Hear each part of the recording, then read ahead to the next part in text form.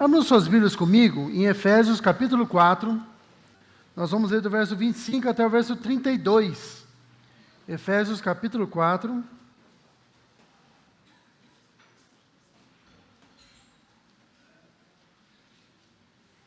De 25 a 32.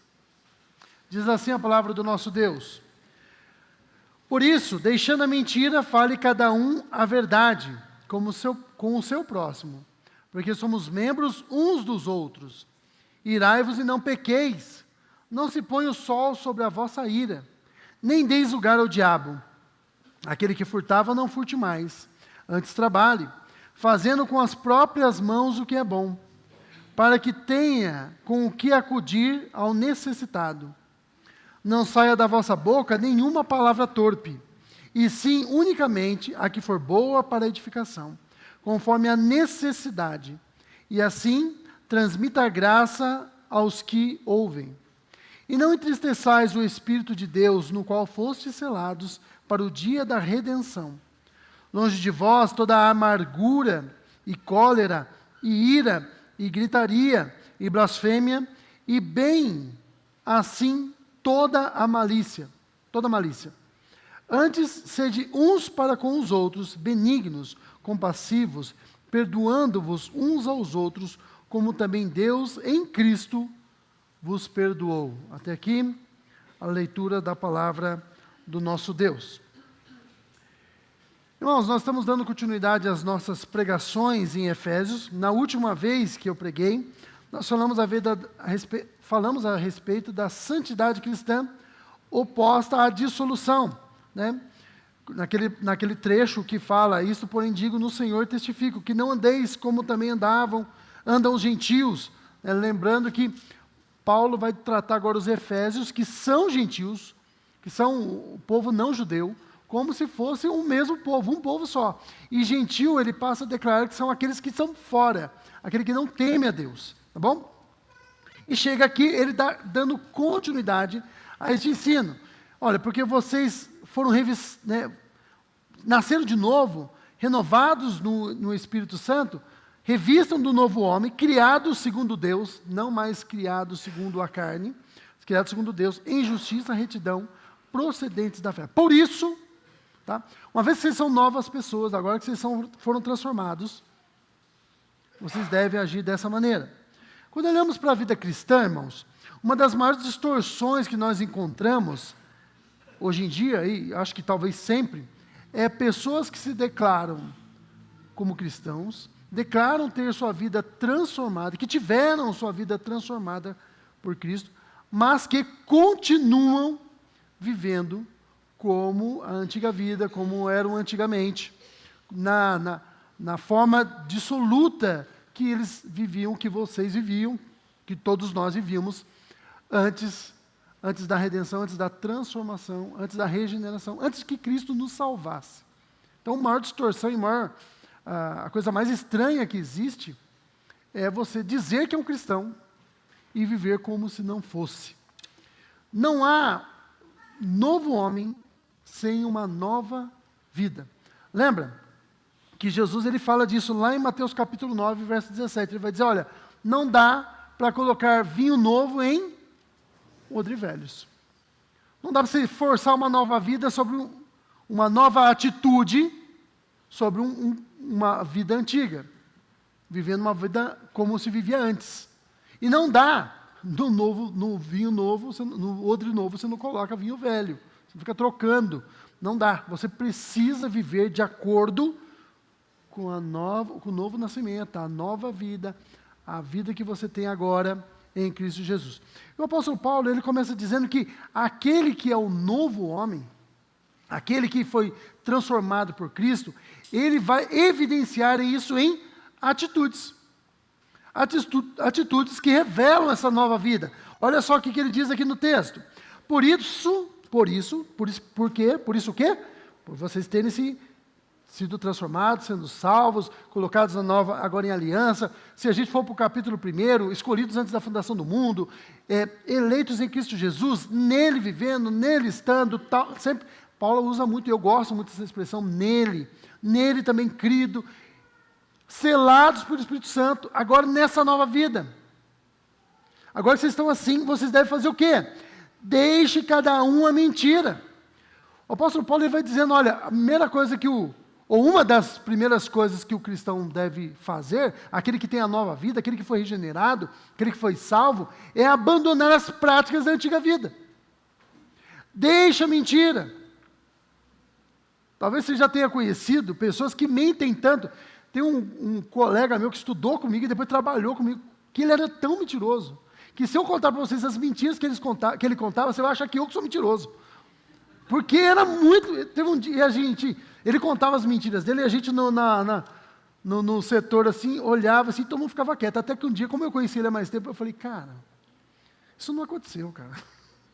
Para de mentir. Aí ele começou a dar risada e falou, não, é meio mentira só. Nós talvez tenhamos crescido num lar de mentiras. Trabalhamos no local onde as pessoas mentem e a mentira flui solta. Os efésios eram assim. Eles tinham crescido num ambiente pagão, um ambiente de mentira. Não só se professava mentira, mas vivia uma vida de mentira. E o apóstolo Paulo vai dizer, olha, deixa a mentira. Mas é interessante o que o apóstolo Paulo faz aqui, olha. Por isso, deixando a mentira, você vai ocupar isso com alguma coisa. A vida cristã não é só deixar de fazer. É fazer outras coisas. Você deixa de viver como o antigo homem e agora começa a viver como um novo homem. É aquela história, você pega um copo, tem um copo aqui que está quase todo cheio de água, mas ele está totalmente cheio, esse copo. Até aqui de água e aqui o resto de ar. Se você quer encher essa nova vida, você precisa tirar aquilo que estava antes. Tirou o que está antes, o que você vai fazer? Vai deixar vazio? Não, você vai preencher com coisas novas. Deixa a mentira e fale a verdade. E o legal aqui que a gente vê, irmãos, e importante, é mais do que legal, importante a gente notar que o apóstolo Paulo ainda justifica. Ele podia dizer, ó, deixa eu falar mentira, fala a verdade porque eu estou mandando. E a gente ia ficar quieto, porque o apóstolo Paulo está mandando, e ele está mandando a autoridade de Deus, mas ele justifica. E ele diz, por quê? Porque somos membros uns dos outros. Fala a verdade para os irmãos. Fala a verdade para os que estão de fora, mas principalmente para os domésticos da fé. Para aqueles que, por quê? Porque nós somos irmãos. Nós somos membros de um mesmo corpo. Nós fazemos parte desse corpo, cuja cabeça é o nosso Senhor Jesus Cristo. Então deixa a mentira, fale a verdade. Deixa uma vida de mentira, viva de forma verdadeira. Vocês são membros uns dos outros. Não dá para ficar mentindo. Se você mente para o outro que é seu membro, você está mentindo para você mesmo. O apóstolo Paulo continua. Irai-vos e não pequeis. É importante isso, a gente parar um pouquinho nesse verso 26. Irai-vos e não pequeis. O apóstolo Paulo até acredita, e ele defende, eu concordo com ele, quem sou eu para concordar com o apóstolo Paulo, né? Eu concordo, porque ele está certo mesmo. Mas é possível você irar sem pecar. Aquele que ama a vida, fica irado quando vê alguém tirando a vida de forma injusta. Aquele que ama a Deus, fica irado quando vê as pessoas afrontando a santidade de Deus. E é justo isso. Enquanto eu estava preparando essa mensagem, eu estava lendo um comentário bíblico que o autor comentava de um determinado pregador que afirmou que um dia ele viu um moço malandro tentando macular uma moça, tentando enganá-la, ludibriá-la, para poder se aproveitar dela. E ele ficou irado ao ponto de... Ele diz que ele irou-se tanto que ele mordeu o lábio de raiva. Quando a gente lê o Salmo 139, vocês conhecem o Salmo 39, né? Senhor, Tu me sondas e me conheces, sabe todos os meus pensamentos. E aí vai falando, se eu pegar a asa da alvorada e for para longe, o Senhor está lá. Se eu me esconder no abismo, o Senhor está lá. Aonde eu fizer tentar me esconder, para onde eu vou fugir? E aí o Salmo vai indo, falando da onipotência de Deus, da onisciência de Deus, fala da soberania de Deus, da determinação de Deus, é Ele que determina. Cada dia da minha vida estava escrito e determinado no seu livro. O Senhor determinou todas as coisas. E aí ele chega no finalzinho do Salmo, ele vai dizer por que ele escreveu aquele Salmo. O Salmo não é só sobre a onipotência de Deus, só sobre a onisciência de Deus, ou a onipresença de Deus. O Salmo é uma confissão de pecados. O salmista ele vai dizer, Senhor, eu odeio os teus inimigos, odeio com ódio consumado. E aí, em seguida, o que ele diz? Sonda, meu Deus. Talvez no meu excesso de zelo eu tenha pecado contra ti, tenho odiado demais. Tinha passado a ira, tenha passado do limite. Sonda-me o meu coração. Me guia pelo caminho eterno. É possível irar, e é muito possível. Jesus ficou irado sem pecar. Viu lá as pessoas fazendo negócio na casa, na sua casa. Na casa, ele disse, a casa do meu pai. E ele derruba toda a mesa dos cambistas.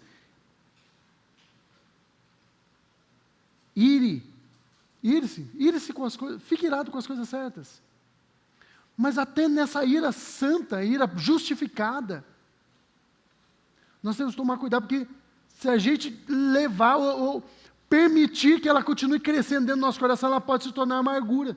Por isso que o texto diz assim, ó, ire e não peque. Não se põe o sol sobre a vossa ira. Toda vez que eu aconselho um casal, e eu aconselhei alguns casais aqui, alguns já casaram, eu estou vindo em casamenteiro, tinha um pessoal que estava vindo entalhada, não casava de jeito nenhum. Falei, vamos casar. E aí eles arrumaram casa, arrumou tudo, casou. E tenho mais alguns para casar. Casei, quase todo mundo que casou nos últimos 2 anos aí, eu tenho o dedo no meio aí. Depois as mulheradas aí, o caixa dentro, sabe? Mas veja só, não se deixe pôr o sol sobre a sua ira. O que o texto está querendo dizer? Não deixa a ira ficar azedando no seu coração, não fique alimentando essa ira, não deixa passar muito tempo, porque à medida que o tempo vai passando, o que vai acontecendo? Você dá lugar ao diabo. A próxima coisa é, não deis lugar ao diabo. Se você vai deixando o tempo passar, eu fiz alguma coisa para você, ou você fez alguma coisa para mim, a melhor coisa que a gente tem que fazer é tentar resolver isso na hora. Se na hora não for um bom, porque às vezes até converso isso com eles, às vezes a melhor coisa é não fazer na hora. Já aconteceu de eu aconselhar, 2 famílias estavam brigando e falaram, não conversa hoje. Amanhã vocês conversam. E passaram uma madrugada terrível elas. Duas irmãs em Cristo, né? Mas no outro dia, conseguiram dormir, descansou, e aí pela manhã me ligou, olha, nem era tão grave assim, nem sei porque eu fiquei tão nervosa. Eu falei, então agora liga para ela e se reconcilia. Não se deixe passar o tempo. Não dê lugar ao diabo. Essa palavra aqui, diabolos, ela pode tanto significar o diabo mesmo, tome cuidado porque ele é perito, ele tem sei lá quanto tempo, 6.000 e poucos anos de experiência em enganar a gente. E a gente cai que nem um patinho. A verdade é essa. O melhor de nós, antes de Cristo, o melhor de nós, Adão, caiu. Então imagine você. Imagine eu. Não dê lugar a ele. Mas também pode significar não dê lugar àquele que faz intriga. Porque tem também aquelas pessoas que ficam sabendo que a Priscila está com raiva do Pedro. E aí fica assim, olha, Priscila, eu não gosto de alimentar esse negócio, eu não gosto, longe de mim fazer inferninho. Mas eu vi o Pedro falando de você lá com o André. Não dê lugar. Você pode se irar pelas coisas certas, até pelas coisas certas, mas tome cuidado.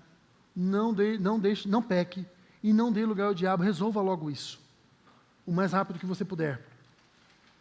O apóstolo Paulo continua. Atitudes. Então, olha, a primeira atitude que o Paulo apresenta, não é que eu quero colocar, é que Paulo apresenta. Deixe de ser um mentiroso. Fale a verdade. Deixe de viver uma vida de mentiras. Viva uma vida de verdade.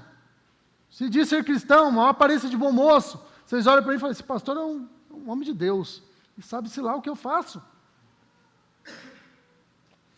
Não viva uma aparência de verdade, de cristão, de servo de Deus, de novo homem. Seja de fato um novo homem. Isso que é a característica de um homem que vive uma nova vida. Aquele que furtava, não furte mais. Tem um ditado que diz, a ocasião faz... mas é mentiroso esse ditado.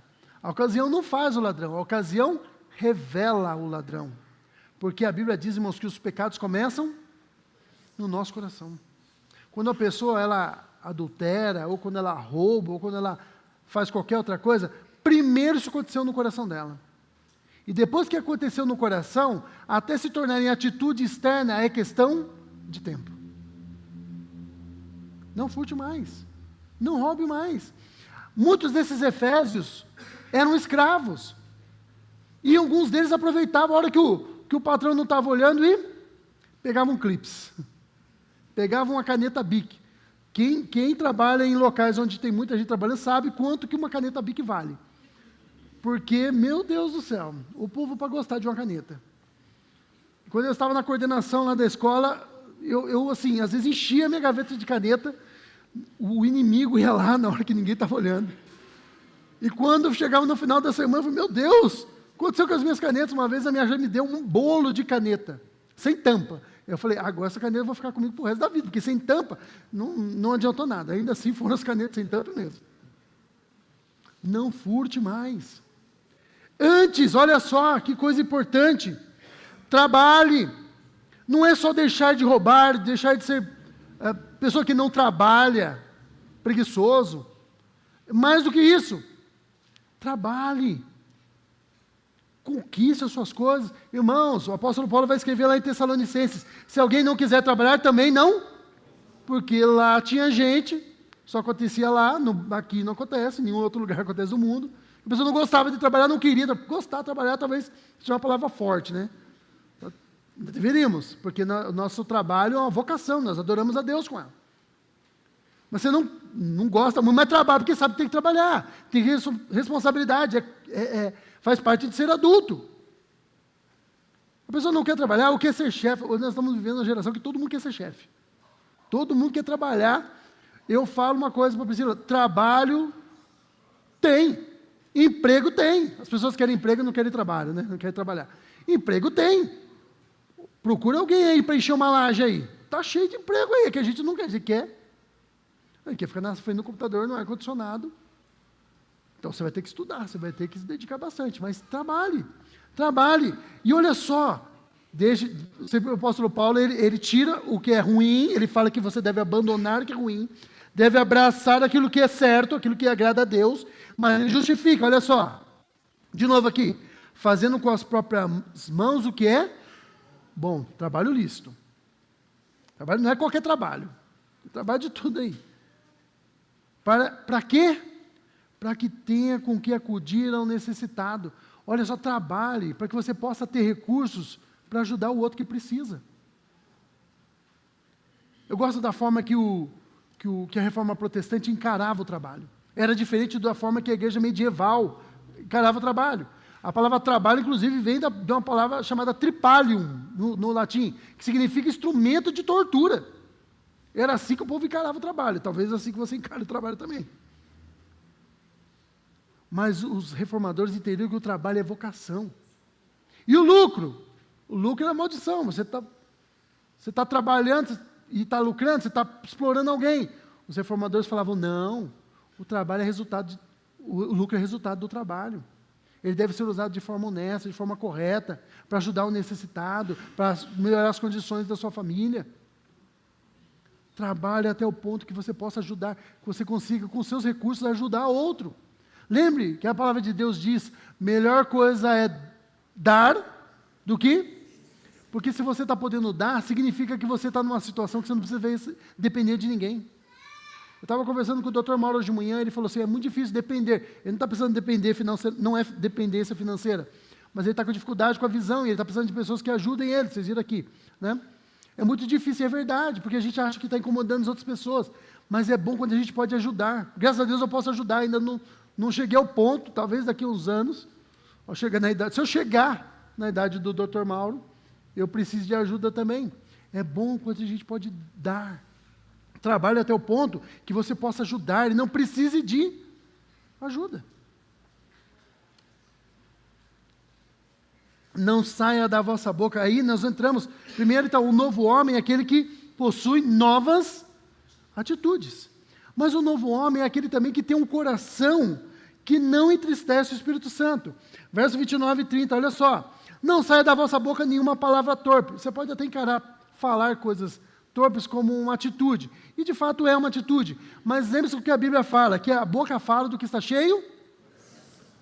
Um coração que está em inimizade contra o Espírito Santo, está em oposição ao Espírito Santo, vai falar coisas ruins, coisas erradas, coisas torpes. A palavra grega aqui, irmãos, é sapros.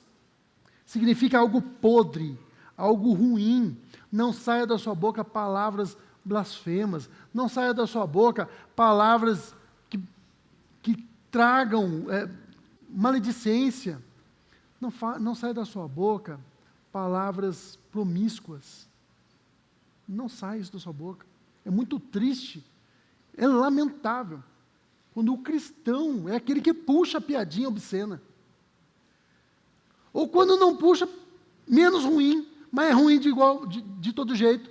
É quando ele não puxa a piada, mas ele é aquele que dá risada da piada obscena. Não saia da sua boca nenhuma palavra torpe. Lembre-se,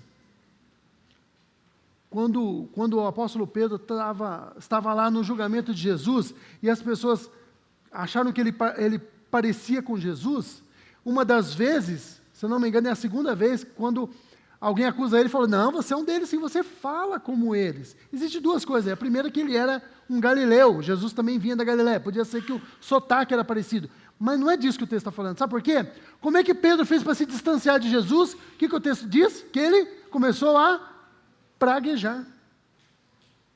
Começou a falar lá umas palavrões, algumas coisas assim. Aí o pessoal, não, então ele está falando diferente, ele não é mesmo. O cristão é aquele que fala como Cristo falava. Não sai da vossa boca nenhuma palavra torpe, porque quando sai palavras torpes da nossa boca, significa que o nosso coração está contaminado pelo pecado. Está cheio de pecados. E sim unicamente o que for bom. Por quê? Tem que sair coisas boas da sua boca. Para edificação, conforme a necessidade. E assim transmita graça aos que ouvem. Como é bom você conversar com uma pessoa, quando você conversa com ela, você sai de lá. Tem uma irmã na nossa igreja, uma senhora. Quando você conversa com ela, eu não vou falar quem é. Quando você fala com ela, você sai e fala, nossa, não sei se a minha pregação foi boa, mas a irmã fulana gostou. E o dia que ela falar que a pregação foi ruim, aí já era, eu tenho que parar. Sempre coisas boas que saem da boca dela. É muito, você já sabe quem é a pessoa, né? Não precisa falar. Para não constrangê-la, mas veja, saia coisas boas da sua boca, que edifiquem as pessoas. Isso é uma coisa que todos nós, irmãos, eu tenho que tomar cuidado com isso. Você, todos nós precisamos tomar cuidado. Que saiam coisas boas de nossa boca. Que saiam as palavras de vida eterna de nossa boca. Quando as pessoas vierem conversar com a gente, que haja palavras de mansidão. Eu estava conversando com um casal que está para casar em breve aqui da nossa igreja, e eu falei assim, às vezes eu tenho o costume de falar as coisas, e eu quero falar uma coisa tranquila, mas eu falo com uma aspereza tão grande, que parece que eu estou, faz logo, senão você vai ver só o que vai acontecer. Eu falo, normalmente faço isso com os meus filhos. E aí depois que eu falo, eu penso, puxa, por que eu falei desse jeito? Nem era para tanto.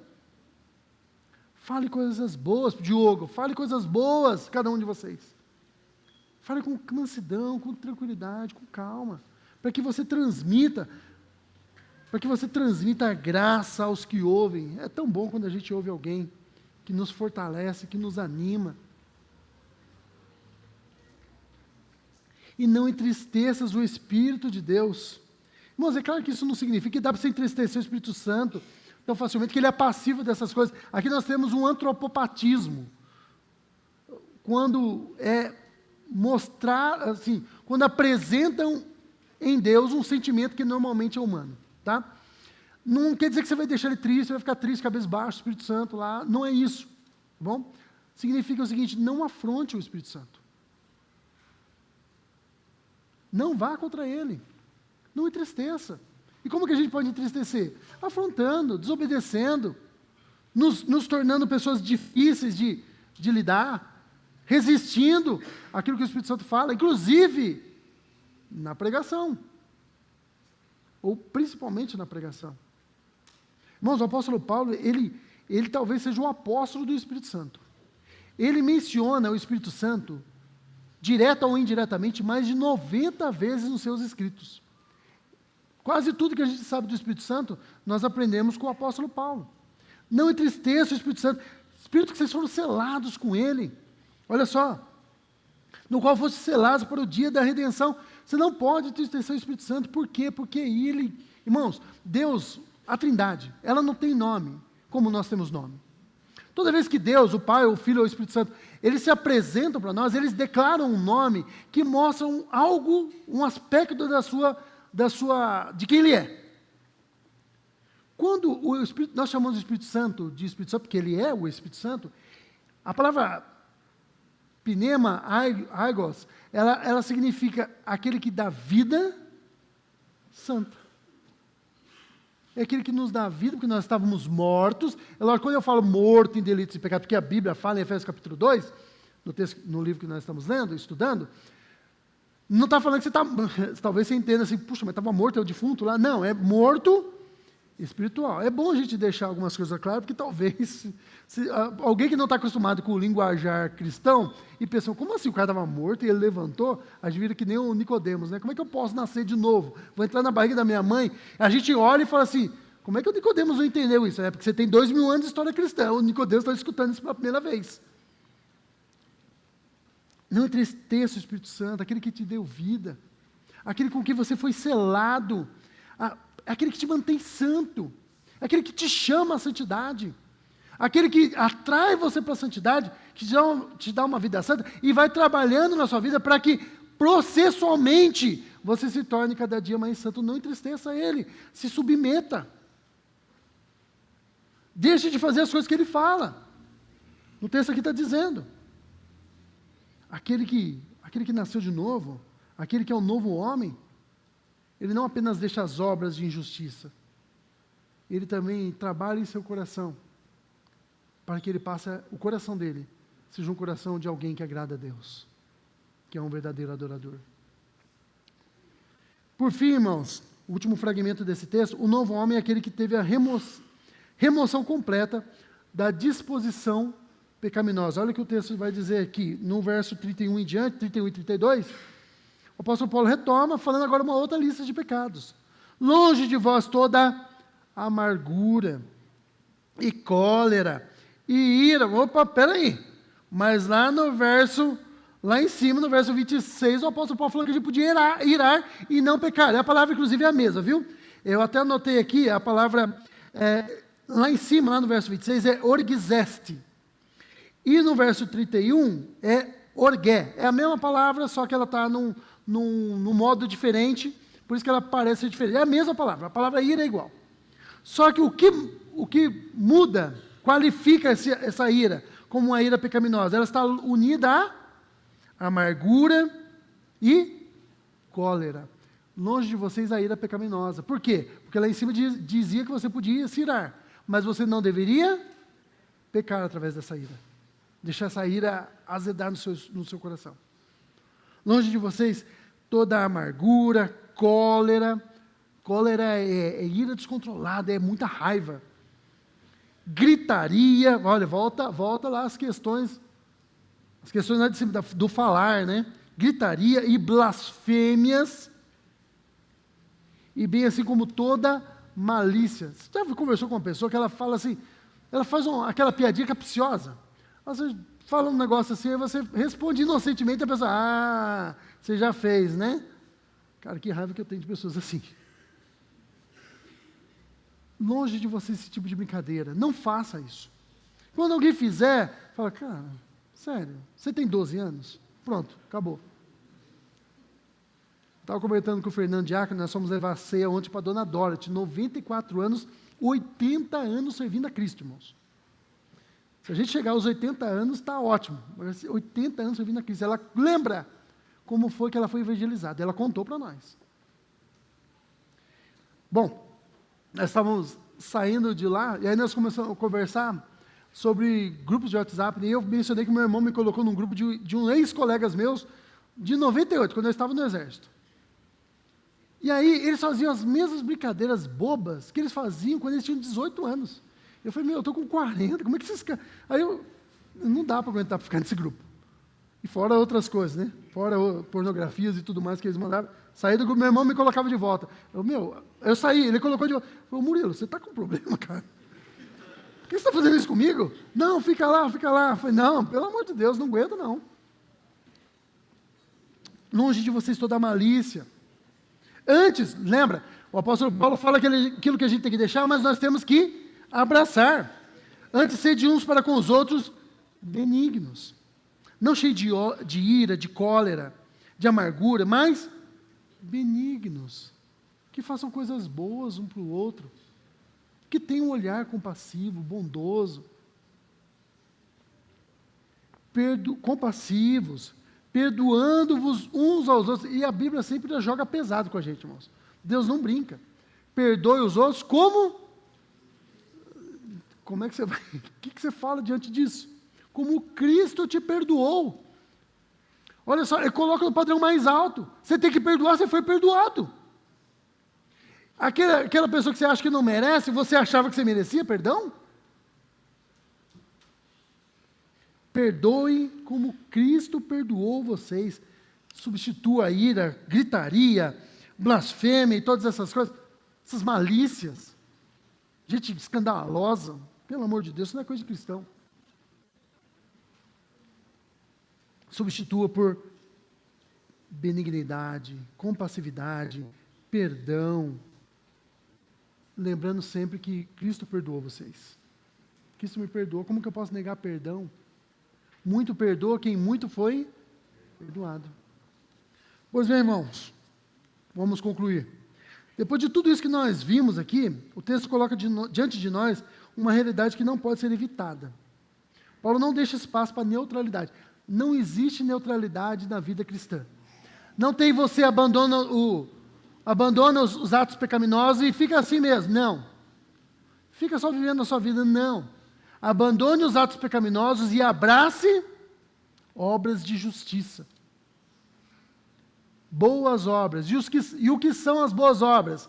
A confissão fala, boas obras são aquelas praticadas em Deus. Vocês já leram a confissão, né? Eu vi todo mundo. Aquelas praticadas em Deus. Aquelas que Deus determina que a gente pratique.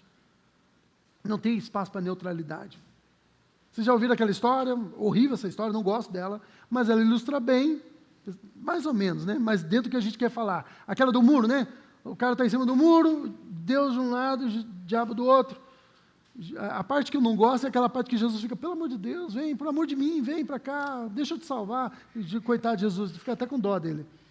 Eu não gosto dessa parte. Mas assim, aquela ideia de você estar em cima do muro e o diabo não fazer esforço nenhum para poder te atrair para o lado dele, é porque o muro já é dele, é bem própria.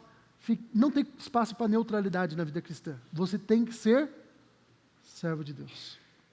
Não basta deixar o pecado. Você tem que abraçar uma atitude que honre a Deus. Pois bem, a pergunta é difícil? É difícil parar de mentir, é difícil de irar e pecar, ter ira pecaminosa, é difícil não dar lugar ao diabo, é difícil não falar coisas torpes. Não é essa a pergunta. A pergunta é, isso é real para você? Essas coisas aqui são presentes na sua vida? Podem ser vistas. Ele, irmão do Senhor Jesus, muito provavelmente irmão do Senhor Jesus, porque ele não diz, Tiago, irmão de Jesus. Se ele tivesse feito isso, graças a Deus. Mas ele não diz, fica ali meio vago, mas a gente acredita que seja. Ele vai dizer para as pessoas, você diz que tem obras? Quer dizer, você diz que crê? E aí ele fala uma afirmação muito forte, o diabo também crê e treme de medo. Mostra para mim, o Tiago vai falar, mostra para mim a sua fé. Tem como? Vocês conseguem ver minha fé? Aí o Tiago continua, e eu te mostrarei a minha fé pelas minhas obras, pelas minhas atitudes. Você não é chamado a produzir isso por força humana. Você não vai produzir essa mudança.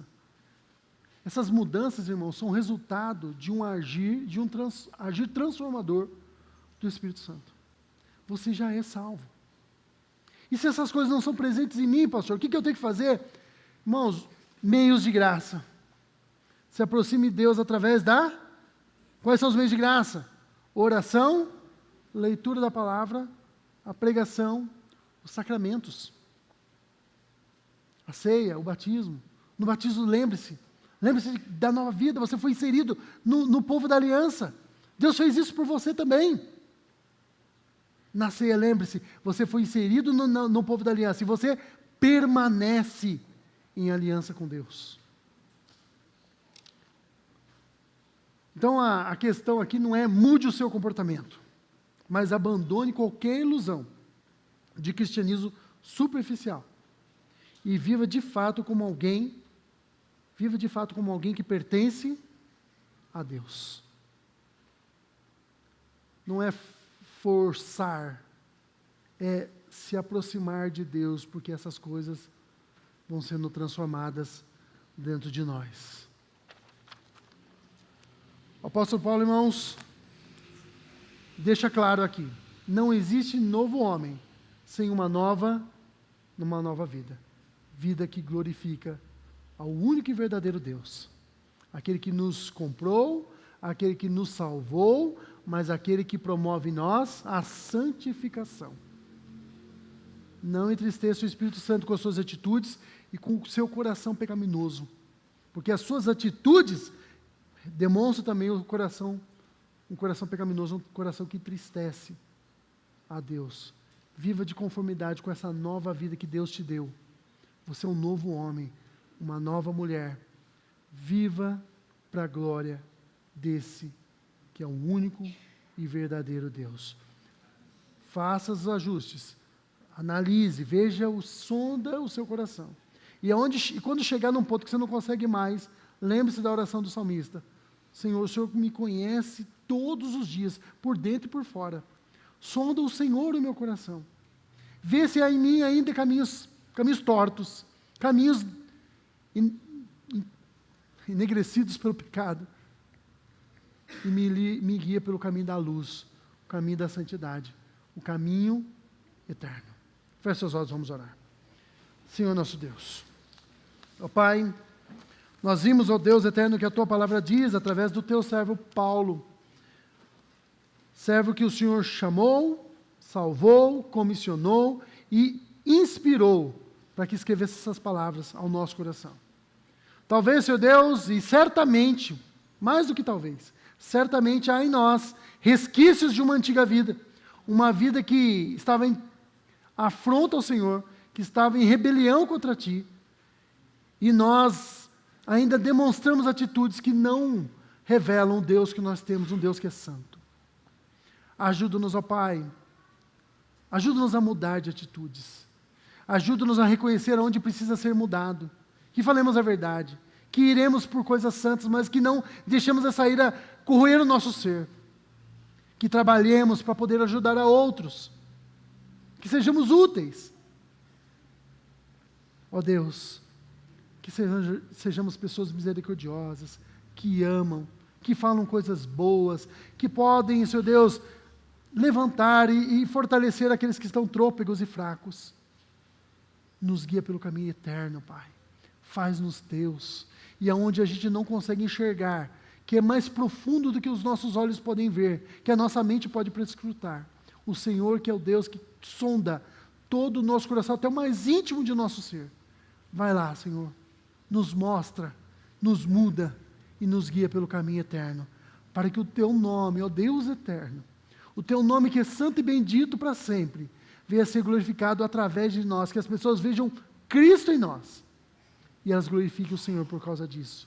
Despede-nos em paz, que a partir de agora, não amanhã, Pai, mas agora, possamos nos tornar novos homens, novas mulheres, que glorificam e honram o Teu nome, que é bendito e santo para sempre.